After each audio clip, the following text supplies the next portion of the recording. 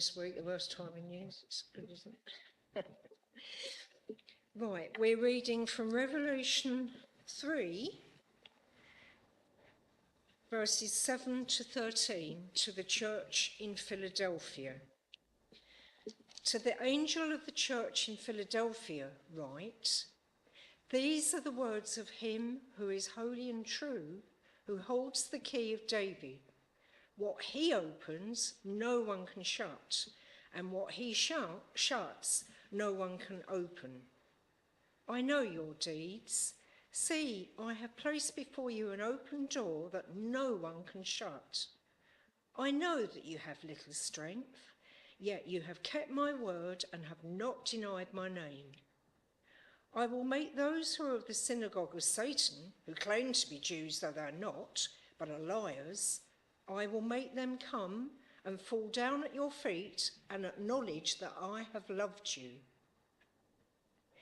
Since you have kept my command to endure patiently, I will also keep you from the hour of trial that is going to come upon the whole earth to test those who live on the earth. I am coming soon. Hold on to what you have, so that no one will take your crown. Him who overcomes, I will make a pillar in the temple of my God. Never again will he leave it. I will write on him the name of my God and the name of the city of my God, the New Jerusalem, which is coming down out of heaven from my God. And I will also write on him my new name. He who has an ear, let him hear what the Spirit says to the churches."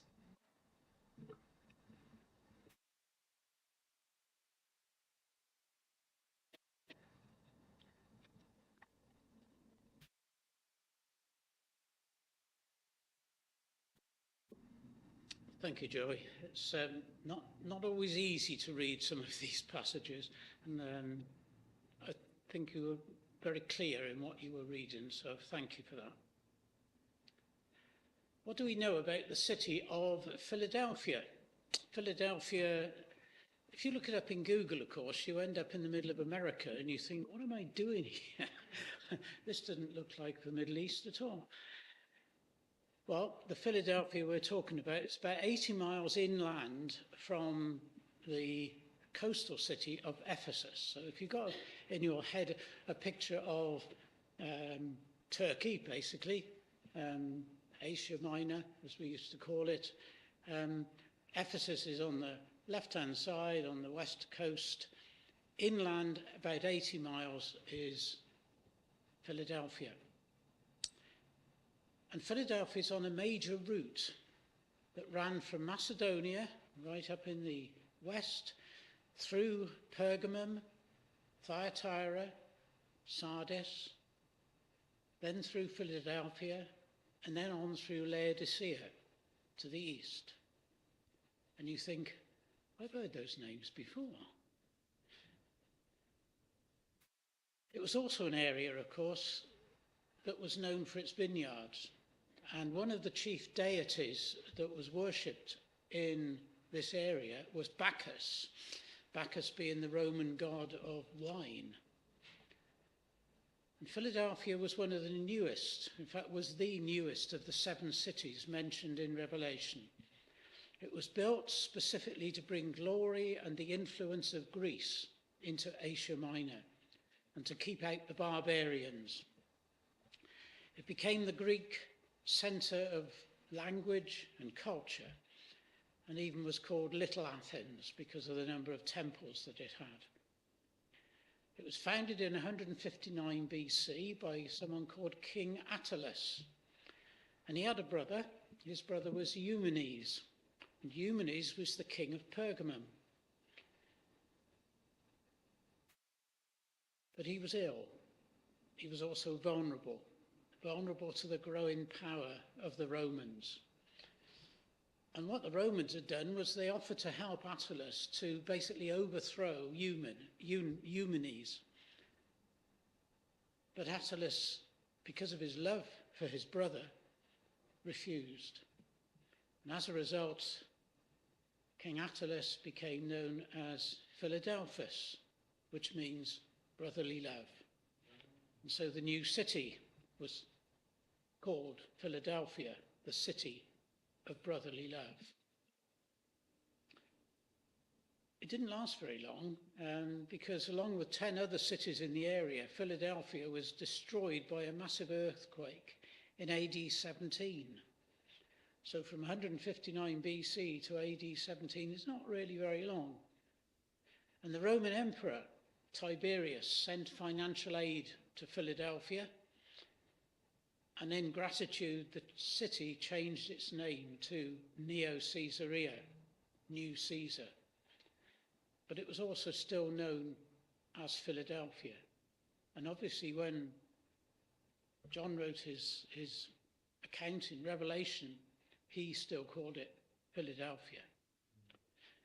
So we're going to have a closer look at what God said to the angel of Philadelphia. And when it says angel, it probably means something like a bishop or a leader of the church. So it was a letter that was written to each of the churches, but to their angel, their messenger, if you like. And as with the other letters, it starts with a description of Jesus. Describes Jesus as him who is holy and true. Holy and true. When we think of Revelation, we often think of chapter 1 of Revelation and that amazing vision that he had of Jesus and God and his holiness. But he's also true. And true in Greek means the opposite of false. So we've got false, true. But in Hebrew, it means a bit more than that, because it also means faithful or trustworthy. Jesus said he was the way and the truth and the life. He is faithful, he is trustworthy. I don't know how many of you are into woodwork, carpentry. My dad was a joiner, and he was always looking at bits of wood like that. And what he was doing was looking to see if they were out of true. That's what he used to say. And if something is out of true, a piece of wood is out of true, it's not quite straight. It can't be properly aligned with another one. And God can be believed because he is true. He's true to his promises. He can be counted on and relied upon. And he goes on to say that he holds the key of David. And whenever keys are mentioned in the Bible, they represent access and authority. If you've got the keys of something, as I hope I still have the keys of my car, which I occasionally put down and deliberately leave for my wife to find, is it only me, or is it happens to other people as well, probably? If you've got the keys of something, you've got control. You've got the keys. No one can get into the car without the keys.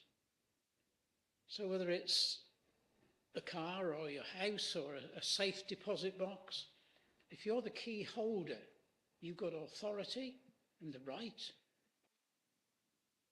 to gain access. In Isaiah chapter 22, we read of a man called Shebna. Shebna was in charge of the king's palace. But Isaiah said that God was going to replace Shebna with a man called Eliakim. And the Lord says in verse 22 of Isaiah 22, place on his shoulder the key to the house of David. What he opens, no one can shut, and what he shuts, no one can open. Words that are repeated here. So Eliakim was sort of like the gatekeeper. He had responsibility, he had authority to control entry into the royal kingdom. And he would decide who could not have access to the king. And we can see this as a sort of a prophetic reference to the Messiah, the king of David's royal line with David's key. Christ is the only one who can grant access to God. And he's given Christians at Philadelphia access to God, and no one could deprive them of it. Think of Philadelphia. Try and delete the words in your minds, Philadelphia, and insert Lechlade or Fairford. No one can take away from us what God has given us in Jesus. And that hymn, "There is a green hill far away," puts it like this: there was no other good enough to pay the price of sin. He only could unlock the gate of heaven and let us in. Jesus has the key to the kingdom. He alone can open the door. But we've got the opportunity, the responsibility to offer that open door to the world. There was problems between the Jewish people and the Christians in Philadelphia. They thought the Christians were usurpers and insisted that the Jews and not the Christians were the ones who had the open door to God's presence and the keys to the kingdom. And Jewish Christians then still attended the synagogue on the Sabbath. They still went to the synagogue as Jesus did. They used the Hebrew scriptures as their Bible, just as Jesus did on the Sabbath. But then on the first day of the week, they met again with believers as Christians. So the Christians who had accepted Jesus as their Messiah believed that they were, in effect, the new Israel. And of course, that caused a great rift between the Christians and the Jews.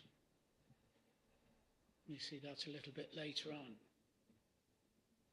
So God here is assuring those in the Philadelphian church that as followers of Jesus, they are the rightful heirs to receive this key of David, or what the key of David represented, which was access to God, access to the kingdom. What do keys do? Well, they open doors and they close doors. I'm sure many of us can think about times when we feel that doors have been opened for us, or indeed times when doors have apparently been shut, just as we were preparing to walk through them, as it were. Maybe we've experienced the feelings of rejection after being passed over for promotion, or a failure when we haven't passed some exam or test. But if we believe that God is in control, we have to accept that he has the authority to open doors of opportunity for us, but also to close them. I remember back in 1964, I was about to leave school, and I had applied under what was then, 1964, a completely new organisation called UCA, the United Universities Selection Process. And I'd applied to UCA. And you had to, in those days, you had to put down 4 universities that you wanted to go to, and 5 what were then colleges, most of which are now universities as well. So you had to make an application to 9 authorities, 9 bodies to go to university. And because my thing was geography, I wanted to go to geography, I wanted to study geography, and Southampton was top of my list. And I had rejections from, well, all of them. And what I found out later was that, in fact, the head of my school had said, I don't think Tony's going to actually pass his A-levels. And that was the recommendation that went to these people, you know. I only got 4. They weren't particularly wonderful, but they, you know, I did pass. But I felt at the time that's a closed door. But what it opened was the opportunity for me to get married, 55, 56 years ago, whatever it was. And I have never looked back other than to tell the story, because to me, although 9 doors might have been shut, the door that was opened has given me the opportunity to be in Christian churches ever since. And that may not have happened if I'd been down in Southampton. We shall never know. We may not understand at the time, but later we can often see that God has our long-term interests at heart. And one of the harder aspects of guidance is knowing whether we should push at a closed door just to see that it really is shut, just to see if it will open, or just to accept that, no, it's not open. Sorry, I've only done verse 7, haven't I? Verse 8, I know your deeds. Philadelphia was the only one of the 7 churches that didn't receive any specific word of rebuke or criticism. All the others do. And God had given them an open door. I mentioned the road earlier. The Romans had built this trading route which connected Macedonia into Asia. And it went through Philadelphia and on to lands further east. And the Philadelphian church was in effect presented with an open door of a highway to spread the good news, a door that God had opened. And Philadelphia, when it proclaimed the gospel, came to be known as the keeper of the gateway, which is interesting. More recently, the Church of the Open Door. And it isn't just the physical connection that we need in order to make contact with people, is it? But also the open door of receptive hearts and minds. And these are doors that only God can open through his Spirit. And God says to the church in Philadelphia, I know your deeds, just as he says that to us. He tells them, he tells us, I know what you're doing, I know what you're going through. I know what your motives are in what you're doing. And it is comforting, isn't it, to know that he knows what we're doing, that he cares what's going on. If we're parents, grandparents, we sort of like to know what the children are doing, what the grandchildren are doing, what problems they've got and so on. Alluded to earlier by Michael. Our plans, our aspirations, our worries. But it's also challenging that he knows our motives as well. And what he says to the church and to us is, I've placed before you an open door which no one can shut. Door that's the door of access to the kingdom, but also the opportunities that God gives us to spread his word, his good news. And wherever he sends us, he's sending the gospel. So the gospel goes with us. Had I gone to Southampton, I would have taken the gospel with us. But whether I'd had the strength of my wife to keep me on that road is another question. It's always up to us whether we walk through a door or not when it's open. We have to have eyes open to see the open doors when they're there and to use them as well. Because sometimes the door that has been open becomes closed. So we have to say, do we see them? Do we use them? Alexander Graham Bell once said this: when one door closes, another one opens. But we often look so long and so regretfully upon the closed door that we don't see the one which has just opened for us. But that was quite good. We can quite happily relate to God opening doors, but he also does sometimes shut them. And that might be for all sorts of reasons. Think about the countries that Michael was reminding us of. Political interference has closed so many doors to Christianity, to the gospel. But sometimes we've made the mistake of ignoring the doors that he's shown us, that he has opened. And if we don't use the opportunities that he gives us for service, for spreading the gospel, whether in Lechlade or Myanmar, then maybe they will be closed to us one day. I think we like to believe that we're masters of our own destiny. We open the doors. We've got keys. We can open the doors ourselves, or our church, or our family. What these verses are saying, I think, is that it's only by the grace of God that any door is opened. And some of the things that happen in life, the problems, the trials, the experiences, pains, maybe they're preparing us to walk through the doors that God has opened or is planning to open. Even in the difficulties, we can experience opportunities to show the world how God has shown his love for us. So the open door represents the way of salvation, which no one can take away. Our salvation is assured. That particular door will never be closed to us.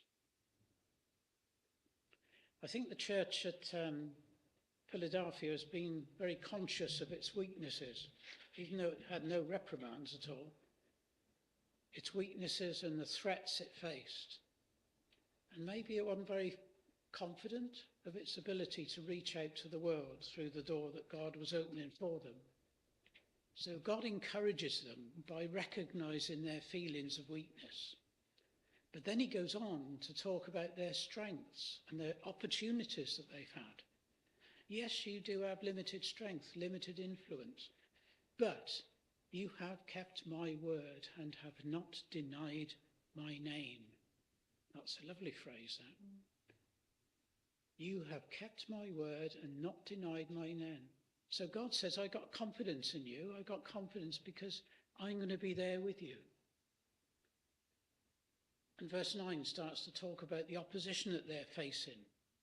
Those are the synagogue of Satan. It's a difficult phrase, isn't it? And I think this is referring really to the opposition to the gospel that they were facing from the Jewish community. In the Old Testament prophets, they speak of Gentiles coming to Jerusalem to bow down to Yahweh. And John takes these prophecies and applies them to those Jews who've rejected the Messiah, but who would one day come to join the believers in acknowledging that Jesus is the Messiah. Isn't that one of our prayers? And then the enemies of God, or those who were the enemies of God's people, would see that God actually loves us and loves them. I think the Jewish community in Philadelphia claimed that the kingdom belonged only to their nation. But John says, he uses a rather strong word, doesn't he? He says they're liars. These Jews would ultimately have to acknowledge that Christ loves his church, the new Israel. And the door that God's opened for us is not just for us, not just for our own personal salvation. It's there because he wants the world to see that God has given us salvation through what Jesus has done. And God will be there in times of trial, in times of persecution, as he goes on to say in verse 10. Because he loves us, he'll continue to care for us even through these difficult times. Jesus is not promising the church that he's going to prevent them from being persecuted. We can see in the letters that all 7 of the Asian churches were experiencing some sort of opposition. And during the first few centuries of the Christian church, God's people were certainly not spared persecution and even death. And today you've got the continuing persecution as the gospel is being spread into Asia, Eastern Europe, South America. In John 17, verse 15, Jesus is praying for future Christians, for us, for those who will follow. And he prays that God will not take them out of the world, but that they will be protected in the world. Say that again. Jesus prayed that God would not take us out of the world, but that while we're in the world, which is a place which is full of wrongdoing, that we will be protected in the world.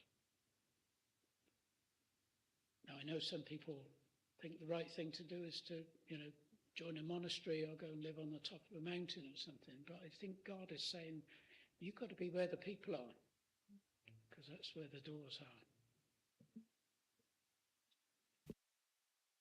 Chapters 15 to 19 of Revelation describe in very dramatic language the collapse of the world systems that stand in opposition to God. They're called the Babylon the Great. And because the names of the faithful believers are written in the book of life, they will be delivered, they will be saved. The church will not be destroyed. And in verse 11, God says, I am coming. In the meantime, he says, I'm coming. So I want you to hold fast to me. Hold fast to my promises. Hold fast to your faith in me. And I will hold on to you. And your crown, your reward will be safe. No one can take it from you. And Jesus says to us that we should hold fast and continue to keep his word. And if we remain faithful, he will show the rest of the world what it means to be loved by him. So no matter what others may say about us, about you, about me, Jesus is just saying, just hold on. Hold on to what you have. Verse 12 has got this promise. As with the letters to the other churches, God always has a promise for the faithful who overcome, those who persevere to the end. And this time it's a promise to be made a pillar in God's temple and with God's name written on us. A pillar. Why do we want to be a pillar? Philadelphia was in an earthquake area, mentioned that before. So the picture of a pillar conveys the idea of strength, of stability, unmovability, so it can't be moved. These people lived in fear of earthquakes. So what God was saying through John was that nothing will shake us when we stand as pillars in heaven. These will be monuments to the grace of God, monuments that will never be defaced or removed, but will stand forever. In this part of Asia Minor, when priests or other prominent citizens died, after a lifetime maybe of faithful service, they would be honoured by the erection of a new pillar in the temple, in their memory, with their name written on it. A bit like the Hollywood Walk of Fame, with the names of famous screen actors put in stars on the pavement, and you can walk along the pavement there, so I'm told, and see these stars. And in Rome, I have actually been to Rome, not far from the Colosseum, there's a huge pillar known as Trajan's Column, named after the Emperor Trajan. And it's got carved images on it, all about Trajan's exploits, what he did. And at the base of the column is an inscription in Latin. And it says, I'll say it in English, it's easier. It says that it was erected by the Senate and the people of Rome to honour the Emperor Trajan. And it's still there now. And Christ is telling his church that we will be made pillars in his temple. We will be honoured. We will be remembered. And on each pillar, on each of us, if you like, there's an inscription with 3 names. Our name, the name of the believer, the name of God, which is a way of saying that we belong to him, and the name of the New Jerusalem, a mark that we are citizens in the new city of God, and also Christ's new name. So I will write on him the name of my God, the name of the city of God, the New Jerusalem, and also my new name. And we don't know what that name is, do we? Maybe referring to a future name for Christ himself. A name that will mark his work of redemption having been fully realized in heaven. The inscriptions are seals of ownership, a seal that says we belong to God for eternity, marks of his love. How the church in Philadelphia felt when they received this letter. Probably bits of it they didn't really understand, as indeed I don't. But I think it would overall be a great encouragement to them. And what was being said to them is also being said to us. The letter is from one who is holy and true. We can rely totally on God's trustworthiness. Jesus holds the key to heaven. It's through him alone that we are saved. He opens and closes doors for us, not just the door to heaven, but also the door of opportunity to spread the gospel by what we say, what we do, how we act, how we treat people. And he knows all about us. He knows our weaknesses. He knows our faithfulness. And even though the world opposes us in many ways, the world will one day come to recognize him and that he loves us. And he will bring us through times of trial and testing, and if we persevere to the end, we'll become a pillar in his new city, inscribed with the marks that show that we belong to him. And then it closes with the invitation to listen to what's being said. Whoever has an ear, let him hear what the Spirit says to the churches. Take note. Pay attention. This is for you.